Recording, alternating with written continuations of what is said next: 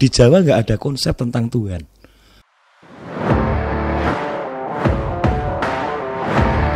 Halo semuanya, selamat datang di Podcast Talk. Podcast Take It or Leave It bersama saya, Gunawan Gepi Kristianto.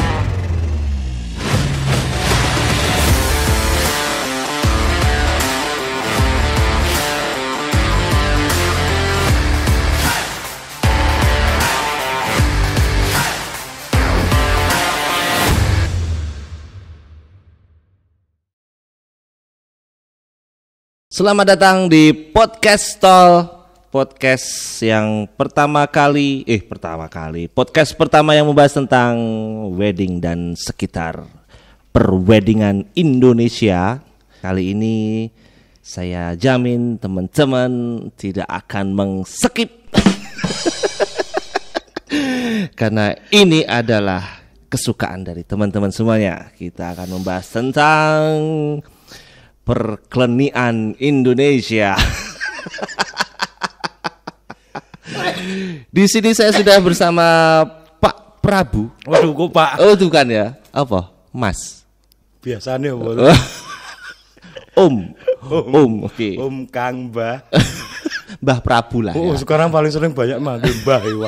Ya kan biar tematis. Oh, gitu ya? Iya, biar tematis. Sedikit memperkenalkan seorang Mbah Prabu ini. Mbah Prabu ini saya kurang paham ya, maksudnya saya kenal beliau itu dari foto ya dulu Mas ya. Dari foto 2015 16. Tapi saya yakin waktu saya pertama kali melihat beliau secara profil ini beliau bukan fotografer.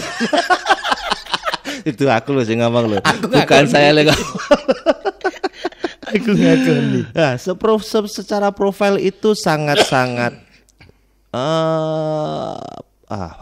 budayawan bisa, seniman bisa. Waduh. Dan sangat melekat sekali dengan kejawen. Nah, Punya handset yang lebih gede. Mendadak selesai. Loh, itu kan penilaian saya, Pak gitu Prabu. ya. Iya, penilaian saya buat jenengan. Nah, pertanyaan pertama saya buat membuka obrolan nih. Kejawen Mbah Prabu. Siap. Kejawen itu, ya toh. Itu sebenarnya sebuah kepercayaan atau bisa dianggap agama.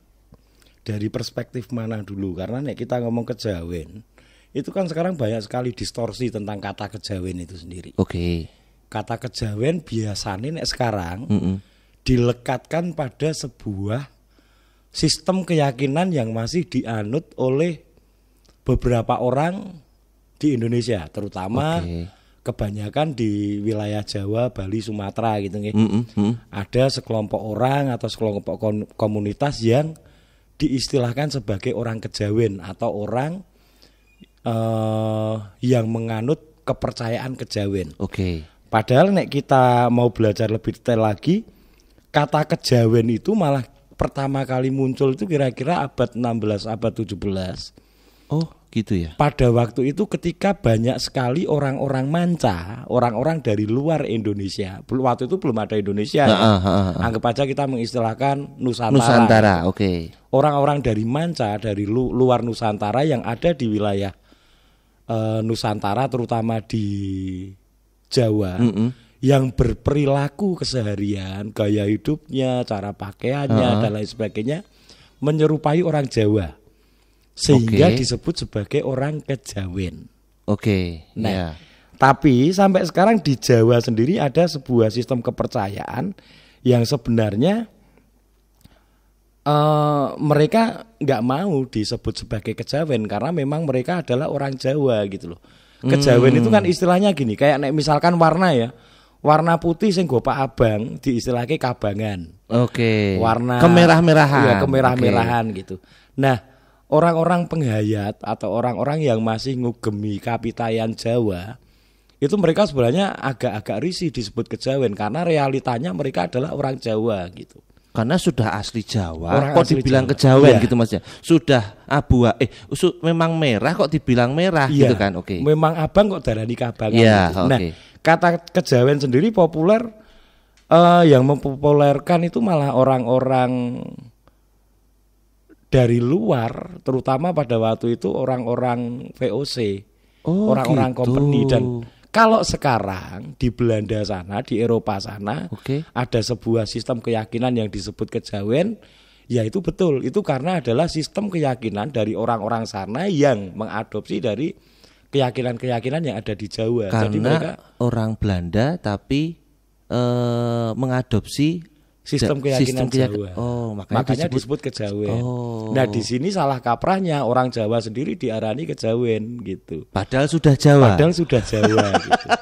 Nah tentang Jawa sendiri ada dua sudut pandang juga. Jawa sebagai gen orang yang terlahir secara Jawa atau Jawa dari orang-orang yang masih memegang teguh nilai-nilai, adat, tradisi, budaya, bahkan keyakinan dari Jawa. Yang pertama tadi apa Mas? Genetik. Genetik. Ya. Yang kedua orang yang masih memegang teguh tradisi, nilai-nilai, segala sesuatu tentang Jawa. Oke. Nah, kebanyakan sekarang yang disebut sebagai kejawen adalah yang kelompok kedua itu yang tadi. Kedua. Orang itu berarti yang kedua belum pasti orang Jawa. Belum pasti orang Jawa. Oh, gitu. Dan sependek sepengetahuan saya, kemarin ada salah satu rekan itu dia wartawan Reuters main ke rumah. Dia cerita di Eropa itu ada diakui sistem keyakinan yang namanya Jawa atau Javanis atau kejawen. Di Eropa? Di Eropa. Oh ya? Terutama di Belanda. Wow. Itu. Mungkin karena faktor dulu banyak dari mereka yang ada di sini. Ada faktor sejarahnya juga ya. Gitu. Tapi di Jawa sendiri Jawa atau keyakinan Jawa hanya diakui sebagai aliran kepercayaan. Tapi tidak masuk dalam 6 agama yang diakui pemerintah. Diakuinya sebagai apa ya? Ya, sebagai, alternatif aja. Sebagai cultural religion gitu. Berarti kalau saya sebut bahwa kejawen itu adalah sebuah agama, meski ini terlepas diakui atau tidak ya dari pemerintah ya. Saya nggak bisa dong kalau bilang kalau kejawen itu agama, bukan ya? Bisa juga. Tergantung agamanya yang seperti apa. Agama sendiri kan menurut saya juga meleset pemahamannya. Dulu di zaman waktu Nusantara masih isinya kerajaan-kerajaan, ada yang namanya Totogomo. Totogomo itu secara umum ada pancagama. Pancagama itu satu igama, ugama, sundarigama, agama itu sendiri dan nirgama. Itu semua mengatur sesuatu yang berbeda-beda. Nek sekarang agama dipaksakan bahwa ngurusi sesuatu tentang hubungan manusia dengan Tuhan. Nek dulu yang disebut dengan agama, dulu sebuah sistem yang ngurusi tentang bagaimana komunikasi kita dengan Sang Maha Pencipta, dengan Tuhan, itu malah disebut sanggama. Sanggama. Tapi sekarang nek kita ngomong sanggama saru loh. Ngene kentu sanggama itu. Iki sensor ora iki. Los pemain. Los ya. Makanya baru tak sanggama. Oh, kok sanggama. Oh, gitu ya. Sanggama itu sang itu dari istilah sang itu kan yang di atas istilahnya. Gama itu artinya tata atau aturan. Cuman kita belajar dari definisi yang salah. Nek kita di sekolah-sekolah sekarang itu kan ada definisi agama berasal dari kata a tidak dan gama adalah kacau. Ngadopsi dari luar. Padahal gama yang dimaksud dalam kata agama itu sendiri artinya aturan. Gama itu aturan. Nah, imbuhan A pada kalimat atau kata-kata di Nusantara itu mengandung arti sebagai seseorang atau pribadi atau subjek yang menjalani. Laku itu jalan. Anglakoni berarti saya yang berjalan. Turu itu tidur. Anuroni berarti saya yang tidur. Gama itu adalah aturan. Agama berarti saya yang menjalankan aturan. Gitu. Gitu. Jadi gama dalam pengertian bahasa Sanskerta itu pengertiannya adalah sebuah tata aturan. Gama itu sendiri. Gama. Makanya ada dulu zaman Majapahit ada kitab yang namanya Negara Kertagama. Kalau gama didefinisikan sebagai kacau, maksud negara itu negara atau nagari, kerto itu makmur. Gama kacau berarti negara makmur kacau. Kan? Negara Kertagama itu adalah aturan yang akan membawa negara pada sebuah kemakmuran. Nah, pemahaman agama kan saiki wis meleset. Dan masuk akal. loh ini kan kebenarannya kan sekarang Iya. kebenaran umum, kebenaran publik itu bahwa Iya. sekarang agama dipahami sebagai sebuah sistem yang mengatur hubungan manusia dengan Tuhan. Ya wis ora apa-apa lah, ikuti saja. Tapi sebenarnya lebih sederhananya agama itu adalah sebuah aturan cara kita berkomunikasi, cara kita berinteraksi, bersosialisasi. Agama itu? Iya. Oh. Nek saya pengen menerima sesuatu yang baik dari panjenengan, saya juga harus melakukan Hal yang yang baik sama, pada iya. panjenengan. Nah, hubungan saya dengan pencipta itu sanggama. Harusnya sanggama ya. Sanggama. Tapi bukan berarti yang tadi kita sebutin kan. Ya, yang melesetnya kan sekarang sanggama kan tadi ini. Wow, ini saya kemarin udah sempat ngobrol sama Mbak Ratih, Mbak Ratih Prias. Ya, Saya sudah bilang sama beliau bahwa Mbak aku ki seneng karo kebudayaan Jawa itu suka, seneng. Tapi let's say saya itu sebagai orang yang cukup seneng saja karena saya tidak punya guru, saya tidak punya saya belum ngelakoni lah Belum gitu. ngelakoni. Belum ngelakoni. Tapi saya senang, saya cinta sama semua kebudayaan Jawa itu. Saya paling senang ke Ulen Sentalu, Mas. ya. Saya tuh di sana tuh kayak buat orang lain itu angker. Buat saya sama istri kayak wow, ini menenangkan sekali gitu. Gitu. Nah, pertanyaanku Mas, kenapa saya tadi nanya soal kejawen dulu karena ya ini berkaitan sama klinik ya. Iya. Berkaitan sama klinik. Ketika kejawen itu saya sebut dengan supaya obrolan kita, soalnya saya paham Mas. Menyamakan persepsi dulu Nah, ya. kalau misalnya kita ngobrolin tentang Jawa dan makin dalam, saya takut teman-teman yang di rumah nggak sefrekuensi. Makanya saya akan menyamakan frekuensi dengan teman-teman di rumah. Saya tanya, kalau kejawen itu dianggap saja Iya. sebagai agama, Ya. nanti ujung-ujungnya ada ya Mas, tapi ini saya fundalismenya dulu Iya. nih. Ketika kejawen itu menjadi agama, ritualnya apa Mas? Wah, banyak banget. Terus satu ritualnya apa? Iya. Yang kedua, kalau di Nasrani kan ada Alkitab nih. Iya. Di Muslim ada Al-Quran. Al-Qur'an. Di kejawen itu ada apa? Ada kitabnya orang Jawa ini. Telapak tangan ini. Diri sendiri ini adalah kitabnya. Alam semesta ini adalah kitabnya. Bajidul, merinding aku leh. Aku yo. Serius aku merinding Bajidul kayak. Sama nek jenenge. Kok bisa gitu Mas? Iya, karena Sorry, gini. saya tak sinkronkan dulu. Saya Ya. sinkronkan dulu. Al-Quran adalah sesuatu yang sudah dilegalitas bahwa itu benar Ya. buat kaum muslim. Alkitab juga Ya. sudah dilegalitas bahwa sudah dilegalisir bahwa itu benar. Ada untuk canonnya gitu ya. yes. Kejawen. Kalau jenengan bilang telapak tangan dan semuanya ini, nah kebenarannya di mana? Kebenarannya gini, nek jenengan dicubit sakit jangan nyubit orang. Wah, cindul. Nek jenengan diapusi serik aja ngapusi wong. Rumusnya hampir sama.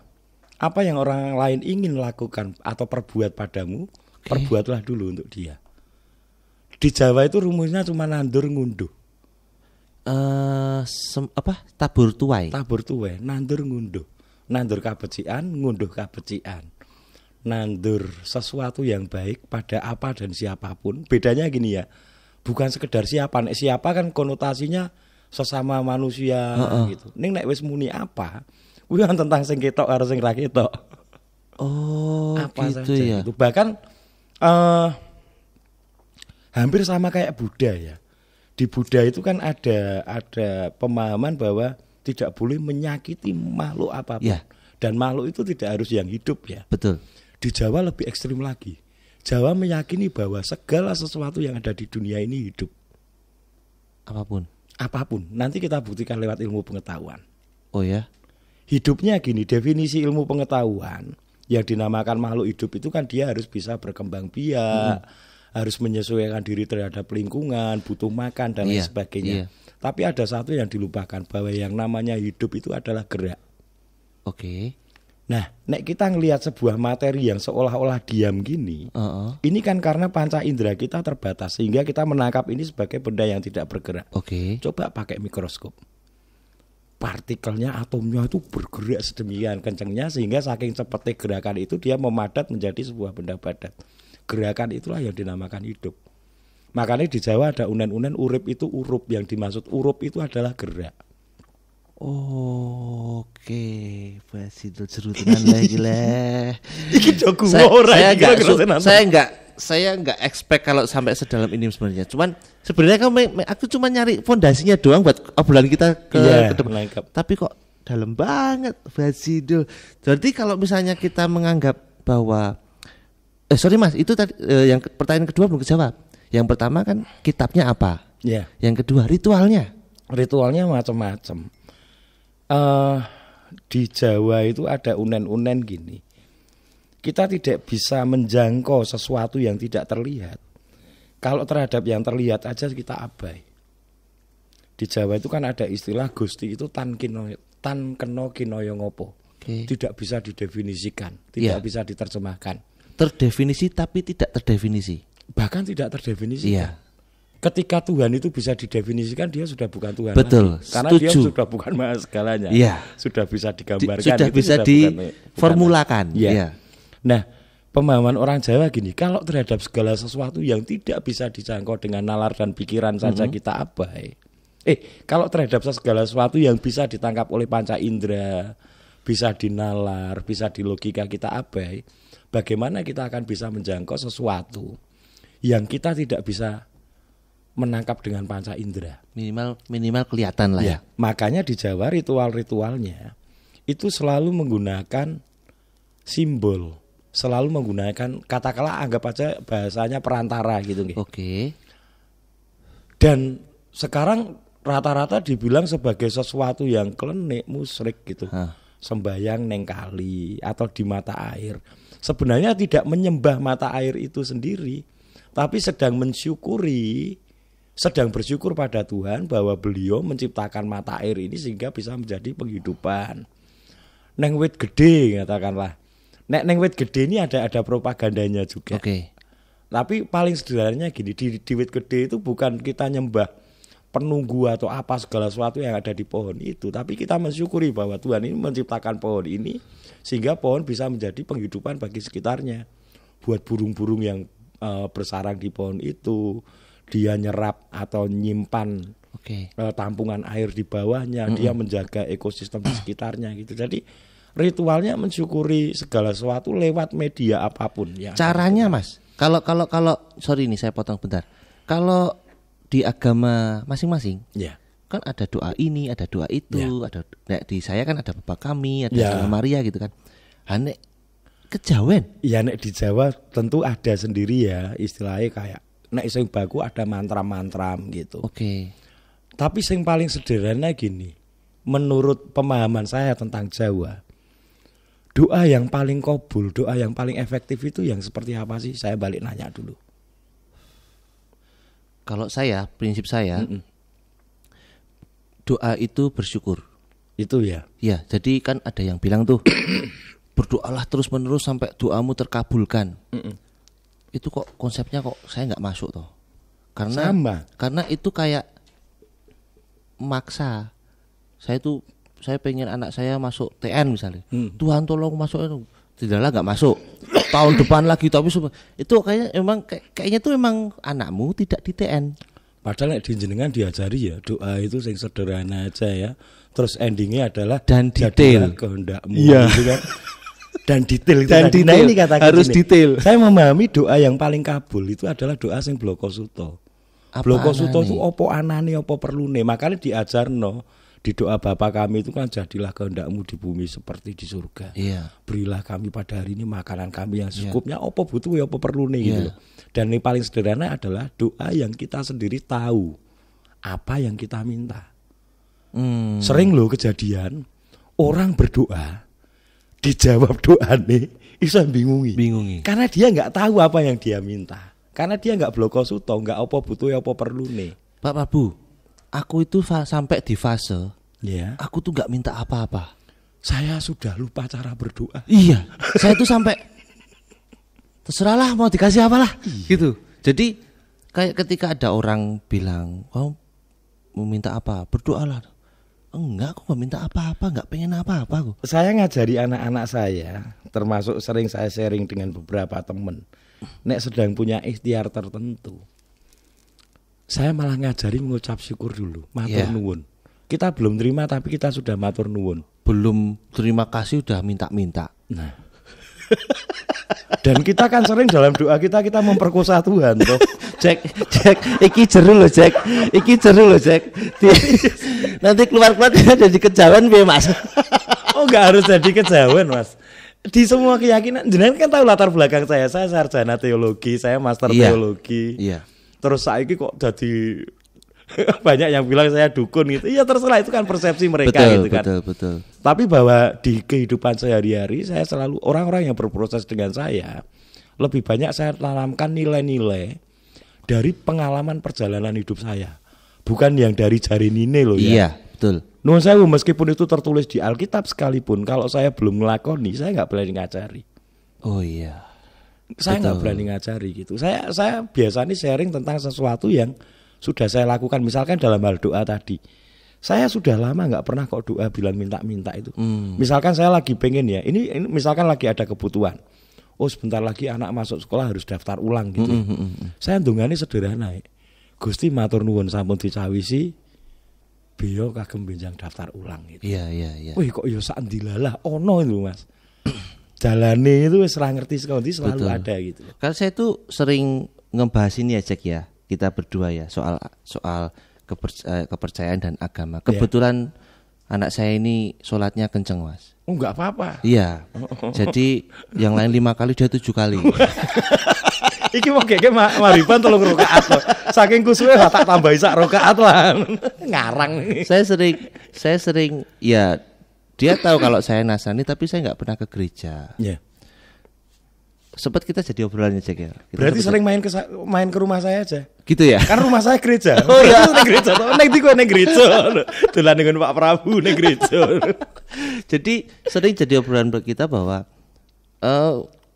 apa ya? Ini nanti tolong saya dikoreksi ya Mas kalau misalnya. Soalnya ini saya dalam rangka saya sharing ke Zaka waktu itu. Saya itu cerita kalau sebenarnya semua tentang kebersyukuran soal ketuhanan itu tuh luas.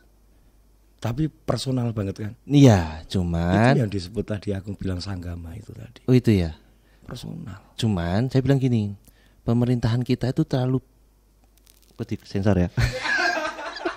Aku ini sering banget ngomong, tak cetake lah bahwa di negara kita Tuhan itu berada di bawah kolong meja DPR. Cuman dirumuskan jadi 6 gitu loh, bahwa semua konsep ketuhanan itu menurut saya sama sih, cuman jalannya beda-beda. Kebetulan dia lewat Muslim, ada yang lewat Islam, ada yang lewat gereja, ada yang ke gitu nggak Mas?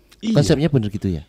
Iya kira-kira gitu. Cuman tentang konsep kan gini, saya sering dapat pertanyaan ya. Kadang-kadang mahasiswa lagi nyusun skripsi datang ke tempat saya nanya, kalau di Jawa sendiri konsep tentang Tuhan seperti apa sih? Itu saya jawabnya sederhana kok.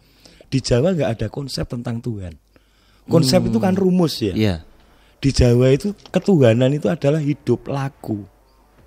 Bukan konsep lagi, tapi sebuah proses. Prosesnya seperti apa masing-masing orang akan berbeda. Oke. Jadi Tuhan kok hanya dikurung dalam sebuah konsep.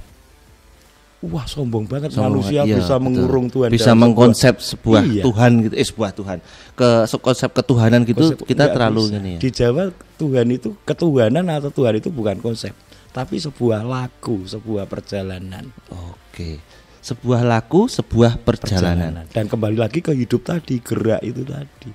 Oh iya ya, jadi sebuah laku, sebuah perjalanan yang intinya adalah untuk hidup itu tadi, bergerak tadi itu tadi.